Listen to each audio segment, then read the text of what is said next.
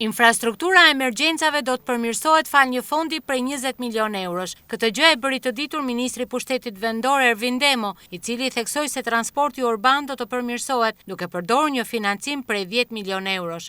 Akti normativ që sapo miratuar ka qenë plot 65 milion euro financim shtesë, që nëpërmjet Fondit Shqiptar të Zhvillimit do të përkthehet, ku më shumë se gjysma e tij është përqendruar tashmë në infrastrukturën lokale, duke filluar me programe të ndryshme, siç mund të jenë fasadat e pallateve në zonat urbane, rrugët e bardha apo asfaltimi i rrugëve rurale.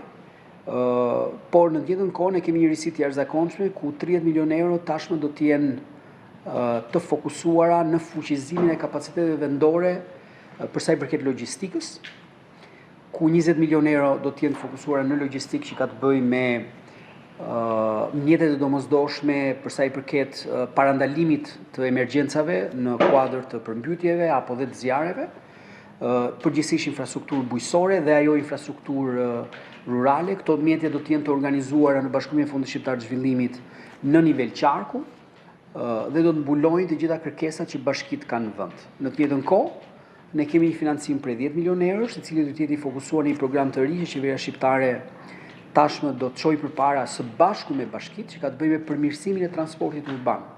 Ku ne e dimë shumë mirë që tashmë transporti urban mangësitë e veta që ka pasur ndër dekadat e fundit, në fakt po i nxjerr edhe më shumë pa si lloj e kërkesës të atyre që vinë dhe vizitojnë Shqipërinë për të përdorur këtë shërbim për të eksploruar Shqipërinë në të gjitha bashkitë e vendit.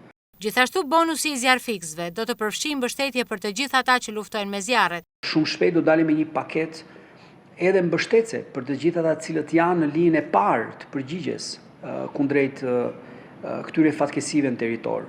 Dhe ne atë bonus që shpeshherë japim të gjithë zjarrfiksëve në fund të sezonit të zjarreve, në fakt qeveria do dalë shumë shpejt me një propozim që ky bonus të shpërndahet për gjithë ata cilët luftojnë me këto episode në fillim sezonit, brenda muajit korrik, duke marrë në konsiderat gjithë shtrimin e këtij sezoni deri në mes të muajit shtator. Protesta ishte një pyetje e pashmangshme për ministrin dhe konkretisht paketa maleve për të cilën protestuesit kanë kërkuar anulim. Demo bëri një analizë të shkurtër të simboleve të përdorura në protestë, nga flamingo të Arkivoli, duke thënë se flamingot kanë shtektuar nga bulevardi. Sa për kërkesat, disa prej tyre që konsiderohen të qëndësishme, po shqyrtohen dhe qeveria është gati edhe për dialog. Detyra jonë si qeveri është absolutisht krijojmë kushtet e duhura që flamingot të ndihen si në shtëpinë e tyre kudo. Dhe duke referuar kërkesave, unë t'i them vetëm një gjë, dhe unë jam pjesë e grupit punës, që ne jemi duke marrë shqyrtim të gjitha ato kërkesa që janë të qëndësishme. Patjetër ne duhet të kalibrojmë shpejtësinë e disa nismave dhe iniciativave të cilat qeveria po ndërmerr, dhe unë besoj që kjo është shumë e shëndetshme. Unë besoj që kjo protestë sjell një energji të shtuar dhe karburant të shtuar edhe për sa i përket reformave në tërësi.